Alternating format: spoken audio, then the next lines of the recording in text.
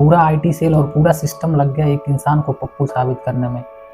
चलो मान लेते हैं 1 मिनट के लिए वो इंसान पप्पू है, लेकिन सवाल उनसे है जो खुद को विश्व गुरु और चाणक्य बताते हैं, जिन्होंने वादा किया था अखंड भारत बनाने का।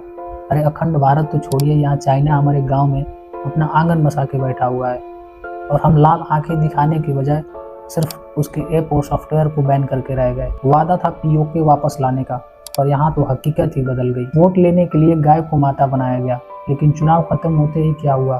यही गौ माता सड़कों पर कचरा और प्लास्टिक खाने को मजबूर है। चलिए धर्म और भावना को साइड में रखते हैं, बात करते हैं धंधे की। कहा गया था पेट्रोल में एथेनॉल मिलाया जाएगा तो पेट्रोल को सस्ता किया जाएगा। यहाँ तो पेट्रोल में एथेनॉल मिलाने के बाद भी 100 के पार है, और जब एथेनॉल नहीं मिलाया गया था तब यही पेट्रोल 60 से 70 रुपए में मिलते थे। मुझे समझ नहीं आ रहा है, ये एथेनॉल पेट्रोल में मिलाया जा रहा है या फिर आम इंसान के जख्मों पर नमक। अरे महंगाई बर्दाश्त भी कर लेते अगर हाथों में काम होता। यहाँ तो हर साल 2 करोड़ नौकरी देने का वादा किया गया था, जिसके हिसाब से अभी तक 20 करोड़ नौकरियां मिल जानी चाहिए, लेकिन मिला क्या? रोजगार के नाम पर बस बेरोजगारी। आजकल पीएचडी किया हुआ लड़का चपरासी की नौकरी के लिए लाइन में घुमा फिर रहा है।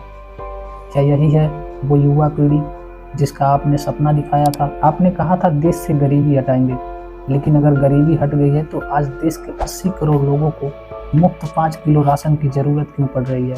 80 करोड़ लोग अगर सरकारी राशन पर जिंदा है तो ये आपकी कोई उपलब्धि नहीं, ये देश की अर्थव्यवस्था का बहुत बड़ा फेलियर है, और ये कोई विकास नहीं, ये बहुत बड़ी लाचारी है। चलिए पेट की भूख भी छोड़ते हैं, लेकिन यहाँ तो आम इंसान के जान का भी कीमत बिल्कुल जीरो हो चुका है। बेटी बचाओ बेटी पढ़ाओ का नारा दिया था, लेकिन यहाँ तो रेपिस्ट को भी संस्कारी बोलकर रिहा कर दिया जाता है, और जो बेटियाँ अपने इंसाफ की भीख मांग रही हैं उन्हें सड़कों पर घसीटा जाता है। इसलिए कहता हूँ, अगर इतना सब देख के भी हमारे अंधभक्त दोस्तों की आंखें नहीं खुल रही हैं तो आप प्लीज़ एक नया चश्मा बनवा लो, क्योंकि आप जिस अच्छे दिन वाली ट्रेन का इंतज़ार कर रहे हैं स्टेशन पर, वो शायद कभी नहीं आएगी। धन्यवाद।